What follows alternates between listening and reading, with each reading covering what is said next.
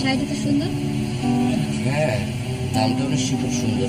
খুব ভালো শাড়ি আপা, এক্সক্লুসিভ কালেকশন। আপনাকে পরলে কিন্তু খুব চমৎকার লাগবে। রংটা দেখেন। সবই তো বুঝলাম ভাইয়া, এবার একটু দামটা কত বলেন। শাড়ি তুলনার দাম খুব একটা বেশি না আপা, মাত্র 10,500। বলেছিলাম না? 10,500। কত দিবেন? দাম দর করে তো বেচি না, আপনার সম্মানটা রাখা যাবে আর কি। আমার সম্মান রাখবেন, তাহলে 1700 দিয়ে দেন। কি যে বলেন আপা, ফুটপাতে দোকান পাইলেন?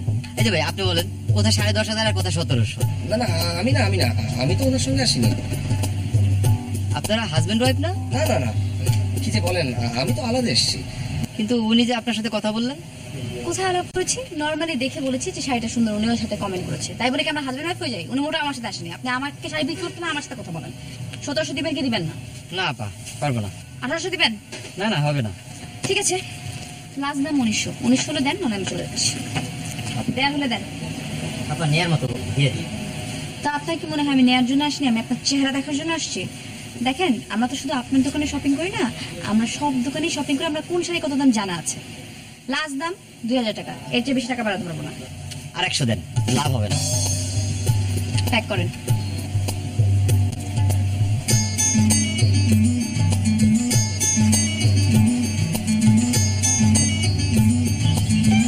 ধন্যবাদ আপা, আবার আসবেন। ভাই আপনি কি শাড়ি দেখাবো? না, ভালো কোনো শাড়ি নেই। আরে আছে তো, আরো শাড়ি দেখাচ্ছি। দেখলাম তো ভাই, ইমপ্রেসিভ কিছু নেই। Thank you. আরে ভাই আরো শাড়ি আছে তো, দেখাচ্ছি। হ্যালো।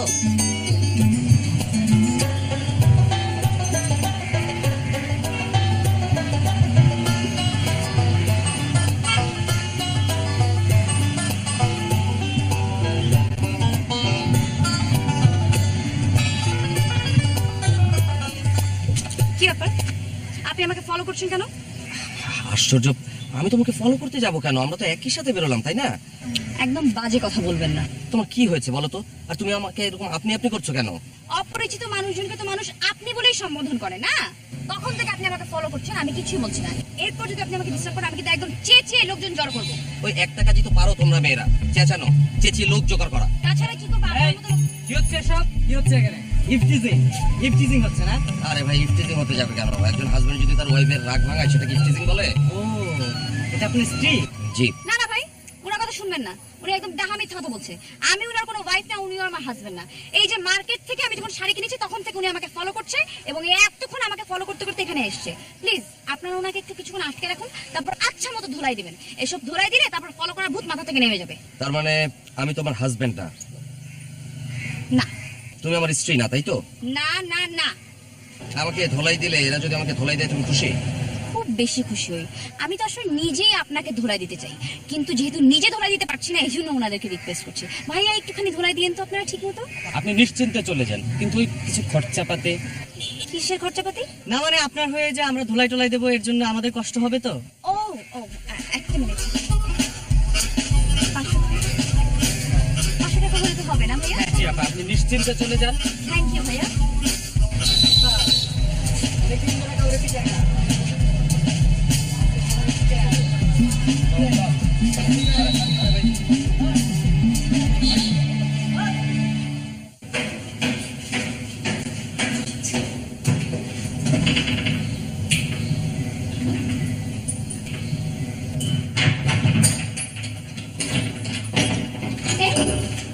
কি কিনেছো দেখি? শাড়ি। শাড়ি কিনেছো? দেখো না। হ্যাঁ হ্যাঁ অবশ্যই, কেন দেখবেন না। এই যে। বাহ, অনেক সুন্দর শাড়ি। Thank you. কত নিয়েছে? আরে আবার বলেন না, 10 নিয়েছে। 10-এর কম দিলই না বেটা। এতই কমানোর চেষ্টা করলাম, কিন্তু শাড়িটা এমন চোখে লেগেছে, দেখেন সুন্দর না, এই জন্য না নিয়ে আসতে পারলাম না। অনেক নিয়েছে তো। না না, তুমি কিন্তু ঠকেছো। আমি বলে 5,000-এর বেশি দিতামই না। শোনো, এরপর থেকে যখন তুমি কিছু কিনতে যাবে আমাকে অবশ্যই সাথে নিয়ে যাবে, আমি বেশ ভালো দামাদামি করতে পারি, বুঝেছো? জি জি অবশ্যই। শোনো না, একদিন বসুন হতে গেলাম, একটা শাড়ি আমার এতই পছন্দ হলো, আমি অনেক দামাদামি করলাম। শোনো, আজকে আর বলবো না, হ্যাঁ? এই দুবাই থেকে তোমাকে ফোন করবে তো, এই গল্প পরে শোনাবো, আমাকে মনে করিয়ে দিবে, হ্যাঁ? জি অবশ্যই। ঠিক আছে, এসো, হ্যাঁ? হ্যাঁ হ্যাঁ অবশ্যই। চুপ।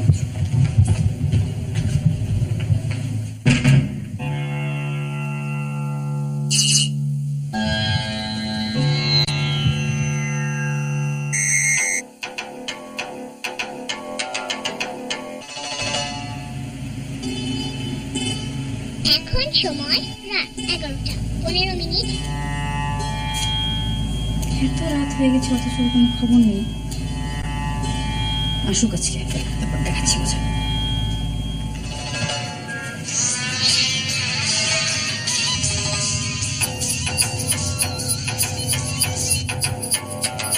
হ্যালো, কত রাত হয়েছে খেয়াল আছে তোমার? এত রাত পর্যন্ত কোনো ভদ্রলোক বাসার বাইরে থেকে? আমি ভদ্রলোক হলে কি রিফটিজিং করতাম আর মাস্তানরা আমাকে ধরে নিয়ে যেত? একটাও কথা বলবে না, সোজা বাসায় আসো। আসবো কেমন করে? ডাক্তার তো ছাড়ছে না। ধরে নিয়ে গেল মাস্তান আর তুমি বলছো ডাক্তার ছাড়ছে না, সেটার মানে কি? মাস্তানের প্যাদানি খেয়েই তো ডাক্তারের কাছে আসতে হবে, তাই না? খুব ভালো হয়েছে, যেমন কুকুর তেমন কুকুর। আমি না তোমার হাজবেন্ড? কেন শাড়ির দোকানে মনে ছিল না? তখন তো বললে আমরা হাজবেন্ড ওয়াইফ না। সেটা তো দোকানদারের হাত থেকে বাঁচার জন্য। 10,500 টাকা দামের শাড়ি তুমি 1700 টাকা বললে কি করে? দোকানদার কি তাহলে তোমাকে ছেড়ে দেবে বলো? ছেড়ে তো দিয়েছে, ধরে রেখেছে। হ্যাঁ, সেটাই তো দেখলাম। তুমি বাবা পারো বটে। 10,500 টাকা দামের শাড়ি মাত্র 2100 টাকা কিনে ফেললে। আরে আমি তো দামাদামি স্টার্টই করতাম 8,000 দিয়ে। যাক, এই প্রথম তুমি আমার প্রশংসা করলে, শুনে খুশি হলাম। আচ্ছা শুনো না, তোমাকে কি অনেক মেরেছে? হ্যাঁ, হ্যাঁ, তুমি কোন হাসপাতালে? ঢাকা মেডিকেলে। তুমি থাকো, আমি এক্ষুনি আসছি।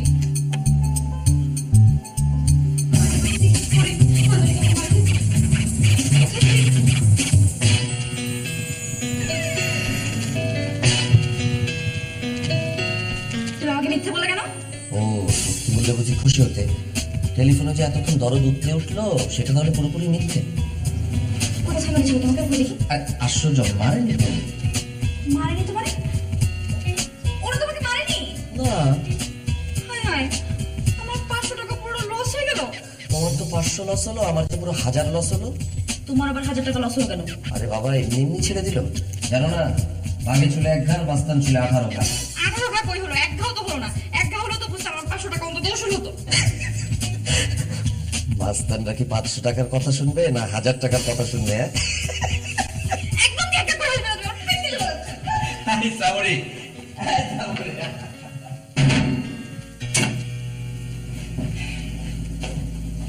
কি হলো? এসে বসে পড়লে কেন? খেতে দাও, খেতে আমার পিত্তি চলে যাচ্ছে। রান্না করিনি আমি। কেন? কেন আবার কি? রাগে জিরে তোমার কোনো খাবার নেই আজকে, রান্নাও করবো না, খেতেও পারবে না। নো প্রবলেম, থাকিতে নিজের হস্ত কেন হইব পরের দ্বারস্থ। আপনি যে কত অকর্মা ঢেকি আমি আর জানি না। হ্যাঁ, তুমি জানো আমি অকর্মার ঢেকি, প্রতিবেশীরা সবাই জানে আমি অকর্মার ঢেকি, অলস। কিন্তু প্রতিদিন সকালে আমি উঠে চাটা তৈরি করি, নাস্তা বানাই, খেয়ে আমি অফিসে যাই, আর তুমি তখন পড়ে পড়ে ঘুমো, তাই না? খবরদার, একদম খবরদার বলে দিচ্ছি, আমার ঘুম দেখবে কখনো। এত নেমেচে করছো কেন? শ্রাবণী, মেয়েদের এত উঁচু গলায় কথা বলতে হয় না, বুঝেছো? ধুর। যাচ্ছি, আমি ফ্রেশ হয়ে নিজেই রান্না করে আজকে রাতের রান্নাটা একটা কাঁধে তুলে নিলাম। দেখবো তো কেমন রান্না করবে তুমি আজকে। এবার মুরগির পিস করা মাংসগুলো ঢেলে দিব। যা বাবা, চলে যা।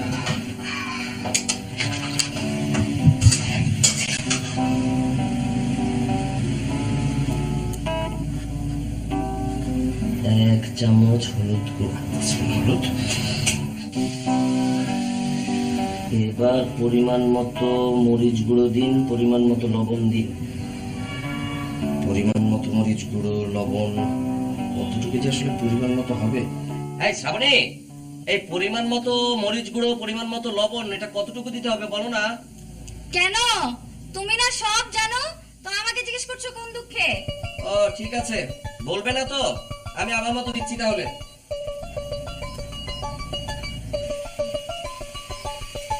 কম হলো আর কি দেবো?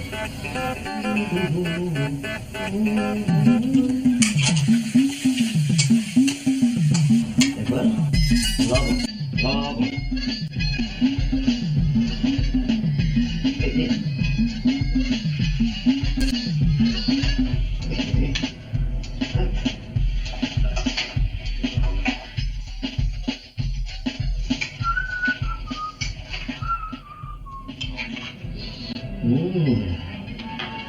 এখন সময় রাত 12টা।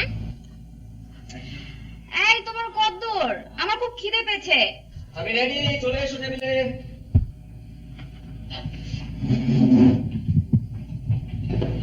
রং তো বেশ ভালোই মনে হচ্ছে। বুঝতে হবে কে রেখেছে। যা ঘ্রাণ বেরিয়েছে না, দুর্দান্ত। আগে খেয়ে বলো কেমন হয়েছে। হুম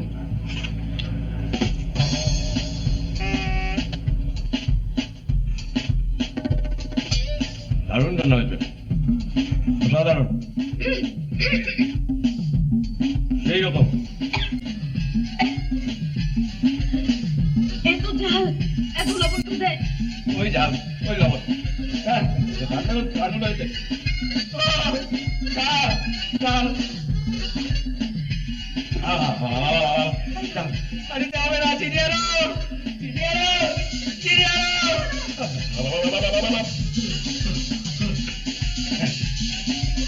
আস্তে আস্তে। যেই কাজ করো সেটা নিয়ে কেন বলছো? এই কি শুরু করলে? এই তুমি পারো বটে। কি হয়েছে শ্রাবণী? কিছু না শুক্লা আপা, আমার হাজবেন্ড তেলাপোকা দেখে ভয় পেয়েছে। পুরুষ মানুষ আবার তেলাপোকা ভয় পায় নাকি? শোনো, আমার কাছে তেলাপোকা মারার ওষুধ আছে, নিয়ে যাও, ঠিক আছে? খুব ভালো হচ্ছে। যে 500 টাকা দিয়েছিলাম সেই 500 টাকা ওষুধ হয়েছে আমার।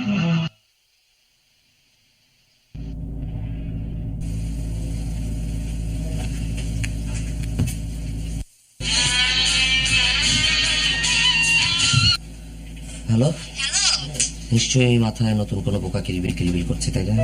তুমি কি করে বুঝলে? আমি না বুঝলে আর কে বুঝবে বলো তো? শুনি, এবার তোমার পোকার নামটা কি? শোনো না, এবার না আমরা ছুটিতে কোথাও একটু ভ্যাকেশনে যাব। আগের বার তো তুমি বলেছিলে যে আমরা যাবো, কিন্তু আমাদের তো যাওয়া হয়নি। চলো না এবার আমরা কোথাও যাই। বুঝতে পেরেছি, পত্রিকায় নিশ্চয়ই কোনো প্যাকেজ স্টোরের বিজ্ঞাপন দেখেছো। হ্যাঁ, এই জন্যই তো আমি বলি আমার হাজবেন্ড হচ্ছে পৃথিবীর বেস্ট হাজবেন্ড। এই যে মনের মধ্যে একটা ইচ্ছে উঠলো, আর আমি বলার আগে তুমি বুঝে ফেললে যে আমার ইচ্ছে হয়েছে। তো তোমার ট্রিপটা এবার কোথায় বলো তো? Dhaka to Cox's Bazar R Cox's Bazar to Saint Martin. উফ, দারুণ জায়গা। কক্সবাজারে হচ্ছে 2 দিন 1 রাত, তারপর সেন্ট মার্টিনে 2 রাত 1 দিন। যাতায়াত, ডাবল বেড, খাওয়া দাওয়া সব মিলিয়ে হচ্ছে পার হেড 16,500 টাকা। সে কি, এ তো অনেক কম। সেই জন্যই তো বলছি আমি। হ্যাঁ, সারি সারি পাহাড়, উত্তল সমুদ্র, দীর্ঘ সমুদ্র সৈকত, সৈকতে তুমি আর আমি সাঁতার কাটছি, চারিদিকে ঢেউ আর ঢেউ। ঢেউ আছড়ে এসে পড়ছে আমার দিকে, আর তুমি আমাকে চাপড়ে ধরে আছো। তাই আমি তো এখনই রোমাঞ্চ ফিল করছি। সেই জন্য তো বলছি জান, চলো না প্লিজ, চলো আমরা আজকে বুকিং দিয়ে দিই। ঠিক আছে, কিন্তু আমি তো এখন ব্যস্ত অফিসিয়াল কাজে, বাসায় ফিরে আলোচনা করে তারপর। Thank you I love you so much, thank you.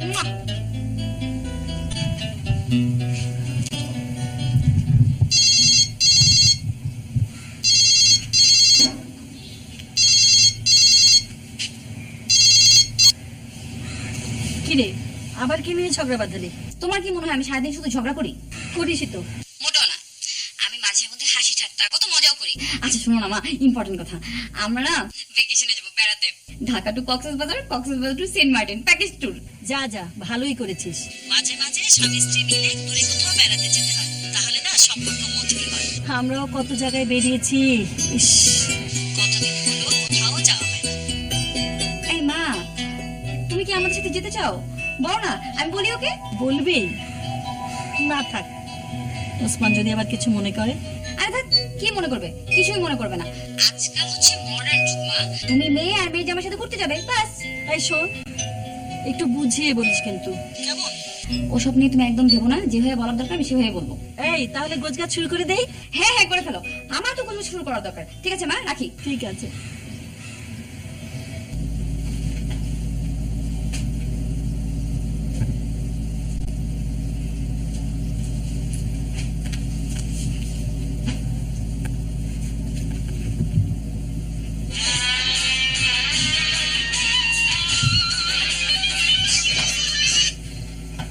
Hello. আচ্ছা, তোমার কি কি লাগবে একটু বলো তো আমাকে। সে কি, তুমি কি গোছগাছ শুরু করে দিয়েছো নাকি? হ্যাঁ, মাত্র শুরু করলাম। এখনো তো বুকিংই দেওয়া হয়নি। তো তাতে অসুবিধা কি? তুমি আজকে অফিস থেকে ফেরার পথে বুকিং দিয়ে চলে এসো। এই শ্রাবণী, শোনো না, আমার তো খুব ভয় লাগছে। আমি তো আসলে সাঁতার জানি না, সমুদ্র টমুদ্র খুব ভয় পাই। আর তুমিও তো সাঁতার জানো না। তোমার যদি কিছু হয়ে যায় তাহলে আমার কি হবে? তোমাকে ছাড়া তো আমি বাঁচবো না। আরে দূর, কিচ্ছু হবে না। মা আছে না, মা বাঁচিয়ে ফেলবে। আরে এর মধ্যে আবার মা আসলো কোত্থেকে? মাও যাবে তো আমাদের সাথে। এর মধ্যে পলাও হয়ে গেছে। এটা তো অনেক টাকার ব্যাপার, তুমি বোঝো না। মাকে নেওয়ার দরকার কি আবার? আরে মা কি আমাদের খরচে যাবে নাকি? মা যাবে নিজের খরচে। তাই হয় নাকি? তোমার মতো আমার মাথায় না।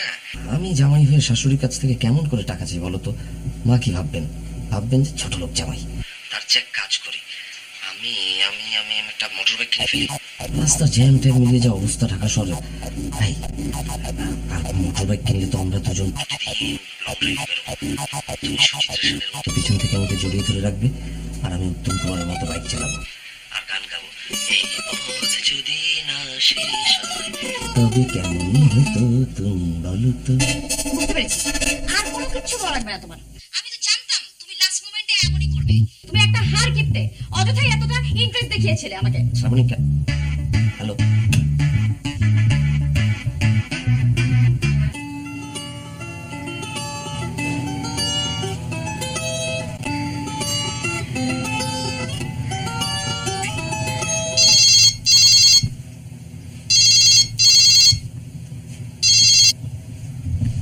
কিরে, আমি তো গোছগাছ শুরু করে দিয়েছি। আরে রাখো তোমার কুচকাচ, যাও ক্যান্সেল। কেন রে, আবার কি হলো? কি আবার হবে? তোমার জামাইকে তুমি চেনো না? হার গিফটে কোথাকার এমন এক ছেলের সাথে বিয়ে দিয়েছো যার 14 গোষ্ঠী হচ্ছে হার গিফটে। তাহলে কি আমি গোছগাছ বন্ধ করে দেবো? মা শোনো না, তুমি কষ্ট দিয়ে দাও না।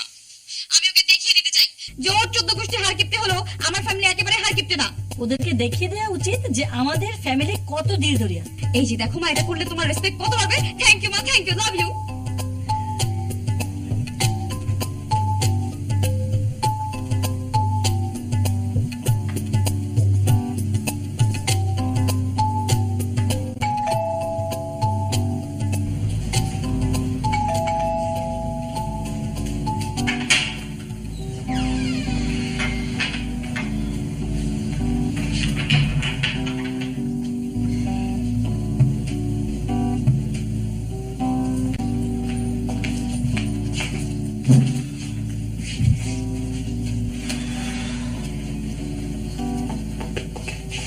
এই যে তোমার কাপড় কিন্তু আমি ইস্ত্রি করতে পারবো না, নিজেরটা নিজে ইস্ত্রি করে নাও। কেন, কাপড় চোপড় ইস্ত্রি করে কি হবে? আমার কালকে অফিসের কাপড় তো ইস্ত্রি করাই আছে। আমি অফিসের ড্রেসের কথা বলছি না। 6 দিন কি তুমি এক কাপড় পরে থাকবে? এই যাও না, ক্যান্সেল হলো। সবাইকে আর তোমার মতো হার গিফটে? আমার মা দিলদরিয়া, মাই আমাদের টাকার ব্যবস্থা করবে। আহ, এই না হলে শাশুড়ি। হ্যাঁ, তুমি যদি তোমার মার ছিটে ফোটাও পেতে না, আমার জীবনটা একদম সোনায় সোহাগা হয়ে যেত। তোমার জীবন সোনায় সোহাগ করার জন্য আমি আসিনি। যাও বুকিং দিয়ে আসো। আরে বাবা, মাত্রই তো অফিস থেকে ফিরলাম, কিছুক্ষণ পরে যাই। ঠিক আছে, যাওয়া লাগবে না আপনার, আমি যাচ্ছি। টাকা তো মাস্তানি দেখাতে হবে না, আমি বেরোচ্ছি। এই বুকিং দিতে গেলে তো বুকিং মানে দিতে হবে, টাকা কোথায়? ও দাঁড়াও, আমি ফোন দিচ্ছি।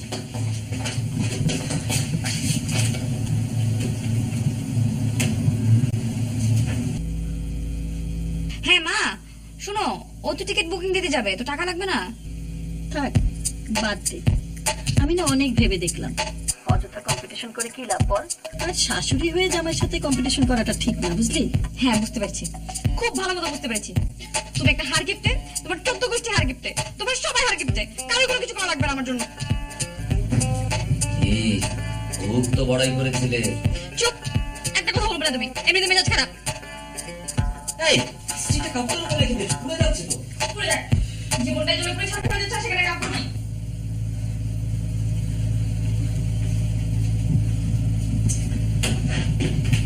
কাপড় পুড়ে যাওয়ার পর আবার বলো না নতুন এক্সের ড্রেস কিনে দাও, বাইরে ধরো না কিন্তু। ধরবো না, আমি কোনো রিকোয়েস্ট করবো না তোমার কাছে। এই শোনো না, চলো আমরা দুজন দিনাজপুরে কান্তজির মন্দির ঘুরে আসি।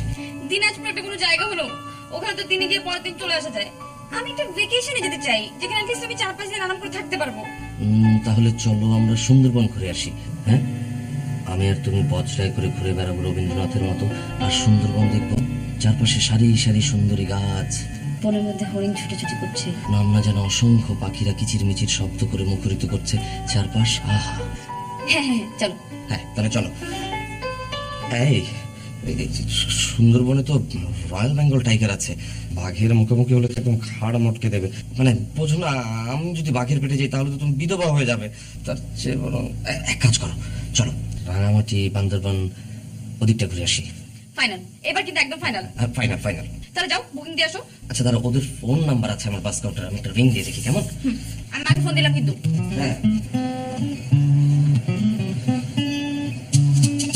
Hello, Bandarban bus counter. জি ভাইয়া, আমার তো এসি গাড়ির 3টা টিকিট লাগতো। নেই? না না, প্লিজ কাইন্ডলি একটু ম্যানেজ করার চেষ্টা করুন না একটু। ও জি। মা শোনো, আমরা বান্ধবন রাখবো, বুঝছো? জি না, তোমার কোনো খরচ দেওয়া লাগবে না, সব খরচ তোমার জামাই দিবে। হ্যাঁ হ্যাঁ শোনো, খবর তো ভালো না, আমাদের সব প্ল্যান ক্যান্সেল। এই মা, তোমার সাথে পরে কথা বলছি, রাখো তো। হ্যাঁ মানে কি, আবার কি হলো? কি আর হবে, আমরা তো দেরি করে ফেলেছি। বান্দরবন কেন, ঢাকা থেকে বাইরে যাবার কোনো টিকিটই নেই। প্লিজ লক্ষ্মীটি, তুমি রাগ করো না। চুপ করো তুমি, কোথাও যাওয়া লাগবে না আমার। এই ঘরের মধ্যে পচে পচে আমি মরে যাবো। কারো কিছু করা লাগবে না, যেমন জামাই তেমন।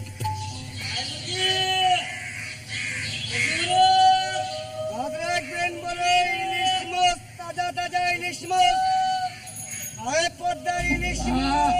এই ফেরিওয়ালাদের যন্ত্রণা একটু ঘুমানো যায় না, কানের পোকা বের করে দেয় চিৎকার করতে করতে।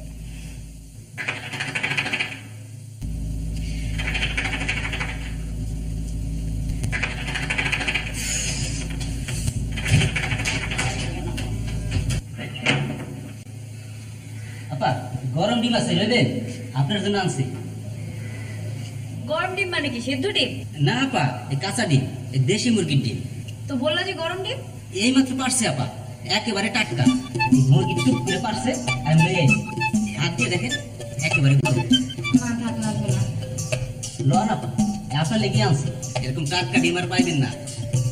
আচ্ছা দাও, বুঝে দাও। আপা এই চাইনা লেগে আছে, পুরোটা দেই। আচ্ছা দাও। তাহলে কত? 160 টাকা। তাহলে বিকালে এসে আবার টাকা নিয়ে যাও। আচ্ছা আপা, বিকেলে এমনই। এই গেল।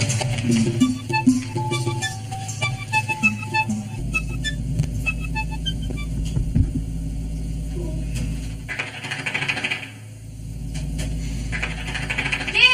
আপা, নন স্টিক প্যান আনছিলাম, নিবেন? না লাগবে না, যাও। অরিজিনাল নন স্টিক আপা, ভালো জিনিস। বললাম না লাগবে না, যাও এখান থেকে। সব ঘুরে আসবে দরকার। চলো। আচ্ছা, পরশু দিনের ফাইলটা আমার টেবিলে একটু দিয়ে যাবেন প্লিজ। হ্যাঁ।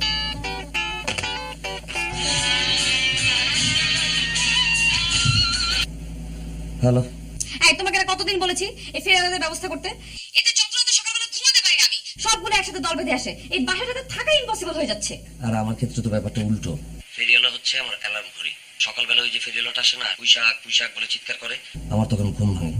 তখন আমি বুঝতে পারি যে এখন সকাল 7টা বাজে। তোমার তো সবকিছু উল্টো পছন্দ হবেই। আমার পছন্দ লাল রং, তোমার পছন্দ হলুদ। আমার পছন্দ ফুচকা, তোমার পছন্দ ওই গলির ধারে পচা সিঙ্গারা। শোনো, এত কিছু আমি জানি না, আমি শুধু একটা জিনিসই বুঝি, এই ফেরিওয়ালাদের ব্যবস্থা করতে হবে। আজকে যদি তুমি না করতে পারো তো তোমার একদিন কি আমার একদিন। এটা ঠিক।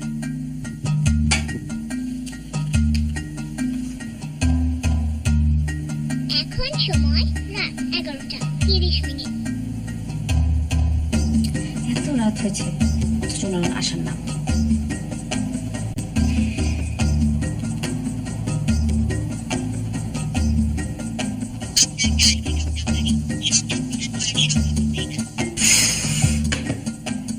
ফোনটাও বন্ধ করে রেখে দিয়েছে, মানে আমাকে না জানলে তোর ঘুম হারাম হয়ে যাবে।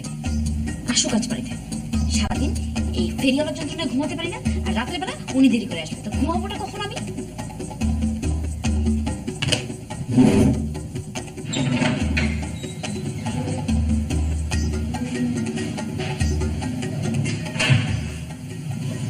কি রে শ্রাবণী, ভাই এখন আসেনি? না, এখনো তো ফিরেনি। তার মধ্যে মোবাইল ফোনটাও বন্ধ। সারাদিন তো ঝগড়া করো, এখন হাজবেন্ডের জন্য দর তুলতে উঠছে। কি যে বলেন না আপনি, ও কখনোই এমন করে না। এত রাত তো করেই না, আর মোবাইল ফোনও বন্ধ রাখে না। আর তার মধ্যে আজকাল দেখেন না, পেপার খুললে কি সব বাজে বাজে নিউজ পড়া যায়। তুমি সব কিছু বলো। আরে শোনো না, একটা কথা বলি, তোমার ভাই তখনো দুবাই যায়নি, বুঝেছো? রাজ্যে হয়েছে, আসে না, কি অবস্থা, আমি তো টেনশনে। ওই তো ভাই চলে এসেছে। কি আশ্চর্য, আমি কখন থেকে ওয়েট করছি তোমার জন্য।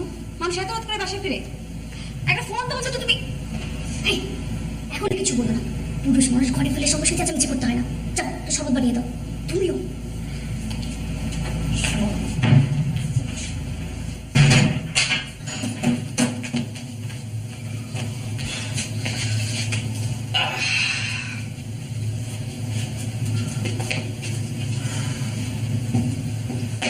কোথায় ছিল এতক্ষণ?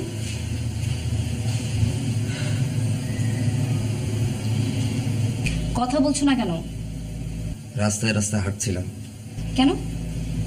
তোমার কি বাড়িতে মন বসে না? বাড়িঘর নেই তোমার? বাসায় মন বসবে না কেন, কিন্তু কোনো থিঙ্কিং বা ক্রিয়েটিভ কাজ এগুলো তো বাসায় বসে হয় না, সেজন্য নির্জন রাস্তায় একা একা হাঁটছিলাম। আচ্ছা, কি এমন হাত এগুলো চিন্তা করছিলে তুমি? ফেরিওয়ালাদের হাত থেকে তুমি কি করে নিস্তার পেতে পারো সেই চিন্তা করছিলাম। মোবাইল বন্ধ কেন? আরে বাবা, মোবাইল খোলা রাখা আর বাড়িতে থাকা তো একই কথা। খোলা রাখলে তো ওটা প্যাঁ প্যাঁ করে বাজতেই থাকবে কলের গানের মতো। এখন যেমন বাজছে, আমার ভাবনা চিন্তা তো সব শিখে উঠছে। তো এত নির্জন রাস্তায় একা একা হেঁটে আপনি কি উপায় বের করলেন শুনি একটু। এখনো ঠিক বের করতে পারিনি, মানে যখনই চিন্তাটা বের হবে হবে করছি, ঠিক তখনই না তোমার মুখটা চোখের সামনে ভেসে উঠলো। ব্যাস, আমার চিন্তা ভাবনা সব শিখে উঠে গেল। তোমার চিন্তা ভাবনা আমি নষ্ট করি, তোমার ক্রিয়েটিভিটি আমি নষ্ট করি, কোন দিন শুনবো তোমার জীবনটাই আমি নষ্ট করে ফেলেছি। আমি না প্রচন্ড টায়ার্ড, খুব খিদে পেয়েছে, আমাকে একটু খেতে দেবে? তোমার খাওয়া দাওয়া বন্ধ। নো প্রবলেম, আমি আসলে এতটা হেঁটেছি, এতটা ক্লান্ত, একটু রেস্ট নিয়ে নিই। হ্যাঁ প্লিজ। কি অদ্ভুত লোক রে ভাই, এর সাথে আমি কিভাবে সংসার করব? মানে একটা মানুষ অফিস থেকে বের হওয়ার পর ফোন বন্ধ রাখে, আমি টেনশন করছি, তার কোনো বিকারই নেই। আমি এই সত্যি সত্যি ঘুমিয়ে পড়লে নাকি?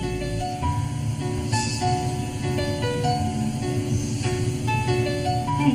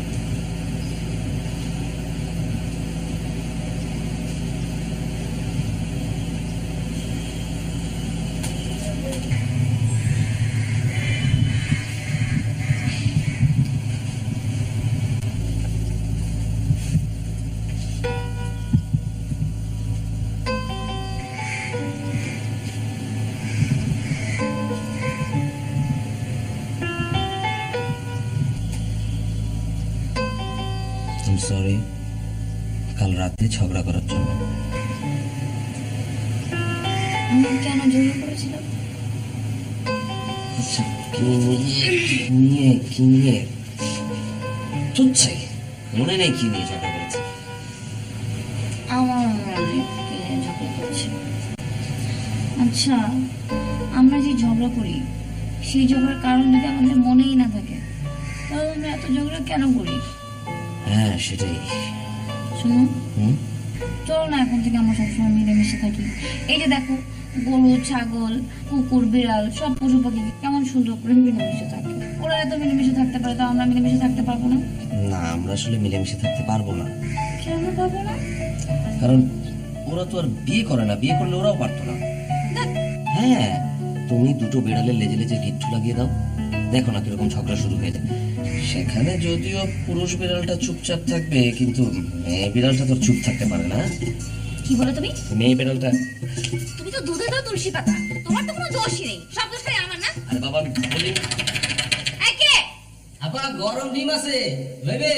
তুমি না কালকে আমাকে 4 হাঁড়ি ডিম দিয়ে গেলে? একদিনে কি দুটো মানুষ 4 হাঁড়ি ডিম শেষ জিজ্ঞেস করতে পারে? দেশি ডিম আপা, গরম গরম। গরম ডিম দিয়ে আমি কি করবো? গরম ডিম তো সেই ঠান্ডাই হয়ে যায়। কালকে ঘুমের তালে ছিলাম, এই জন্য আমাকে গছাতে পেরেছো। যাও এখান থেকে। এই দাঁড়াও দাঁড়াও দাঁড়াও দাঁড়াও, কাল রাতে তো আমরা এই ফেরিওয়ালাদের নিয়ে ঝগড়া করলাম। তাই তো, এই ফেরিওয়ালা করে তো যত সব নষ্টের মূল।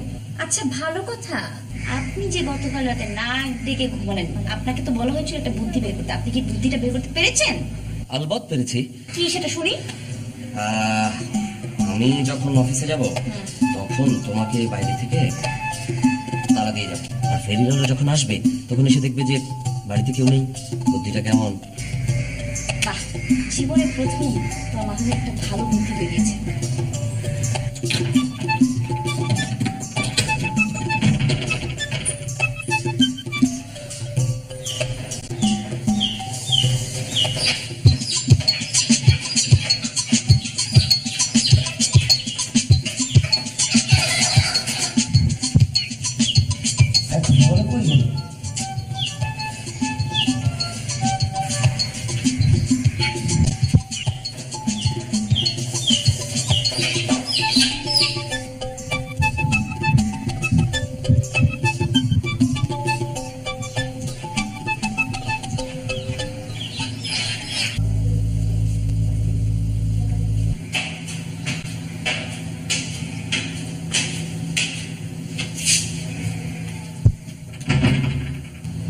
কি রে, এত সকালে ওরা দুজন কোথায় বেরোলো?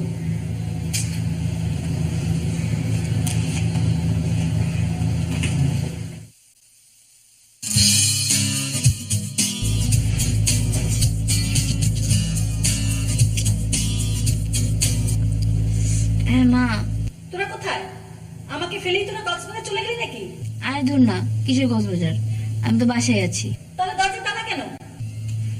মানে কি, তুমি কি দরজার বাইরে? হ্যাঁ, আমি তো সেই কখন থেকে দাঁড়িয়ে আছি। তুমি তুমি একটু একটু ওয়েট করো, একটু ওয়েট করো, দাঁড়াও। হ্যাঁ দাঁড়াও। হ্যাঁ, আমি আসছি স্যার। জি, সালাম আলাইকুম। হ্যালো, এই শোনো না, কি বলে তুমি তো দরজার তালা লাগিয়ে চলে গেছো, এখন তো মা আসছে, বাইরে দাঁড়িয়ে আছে। কি যন্ত্রণা বলো তো? সর্বনাশ, এই চাবি তো আমার পকেটে। এখন তুমি চাবি নিয়ে আসো। অসম্ভব, একটু পর আমার বসের সাথে মিটিং। তো এতক্ষণ কি আমার মা দরজার বাইরে দাঁড়িয়ে থাকবে? আমি এখন বাসায় এসে কি আমার চাকরি হারাবো নাকি? থাকো, তোমার চাকরি নিয়ে থাকো তুমি।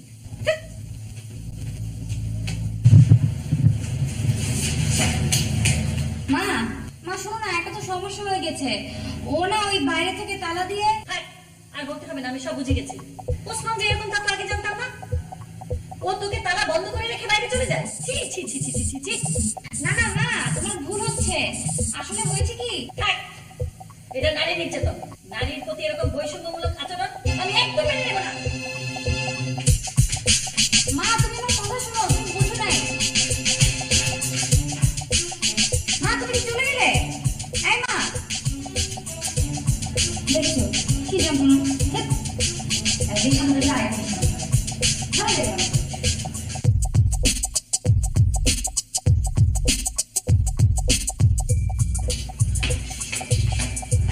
আপনি কি উসমান? জি, আপনারা? আমি নারী কল্যাণ সংস্থা থেকে এসেছি। ও, কি ব্যাপার বলুন। বাইরে দাঁড়িয়ে কথা বলবেন নাকি ভেতরে বসতে দিবেন? আচ্ছা অভদ্র মানুষ তো আপনি। সরি সরি, আসুন না, ভিতরে আসুন।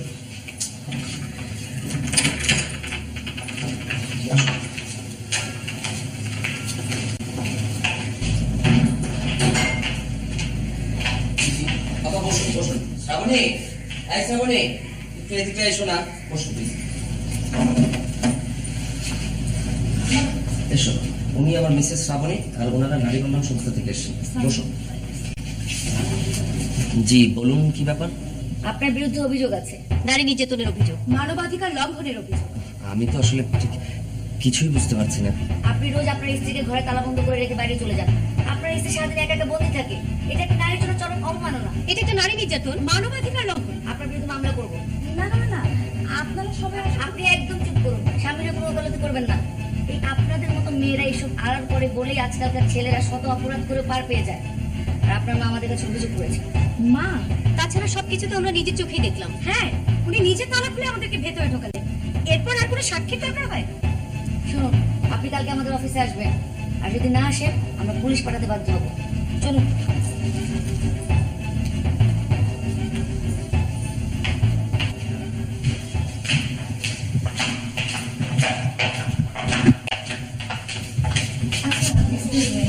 আপনি কি এই বাড়িতে থাকেন? জি। আচ্ছা, ওসমান সাহেব তার ওয়াইফের সঙ্গে ঝগড়া করে, সেই ব্যাপারে আপনি কিছু জানেন? জানবো না কেন, এটা তো সারাদিন লেগেই থাকে, দিন রাত খালি ঝগড়া আর ঝগড়া, কারণ ঝালাপালা করে দেয়। ও আচ্ছা, কি হয়ে গেল আমি তো কিছুই বুঝতে পারছি না। কি আবার হবে? বসে বসে জেলের ভাত খাবো, তোমাকে আর কষ্ট করে রান্না বান্না করতে হবে না। তাই তুমি এসব কি বলছো? রান্না বান্না তোমার প্রবলেম না, আমি তোমাকে ছাড়া কিভাবে থাকবো? এই কান্নাটা তখন কাঁদলেও তো পারতেন। ওসমান সাহেব, আপনি যে আপনার স্ত্রীকে শুধু তালা বন্ধ করে রাখেন তা কিন্তু নয়। আমরা ইনভেস্টিগেশন করে জানতে পেরেছি আপনি সারাদিন আপনার স্ত্রীর সঙ্গে ঝগড়া করেন। এটা কি ঠিক? জি, একদম ঠিক। আপনার আত্মপক্ষ সমর্থন করার কিছু আছে? না, আমার আসলে কিছু বলার নেই। আমি যেহেতু অপরাধী, তাই আমাকে আপনারা যে শাস্তি দেবেন আমি মাথা পেতে নেব। আসলে হয়েছে কি, তুমি কোনো কথা বলবে না। উনি ওনার অপরাধ স্বীকার করেছেন। বলুন ওসমান সাহেব, আপনি কি শাস্তি চান? এক কাজ করুন, আমাকে 10-20 বছরের জেল দিয়ে দিন, সেখানে নিরিবিলি নির্ঝঞ্ঝাট জীবন কাটাতে পারলাম। বাহ, খুব ভালো শাস্তি।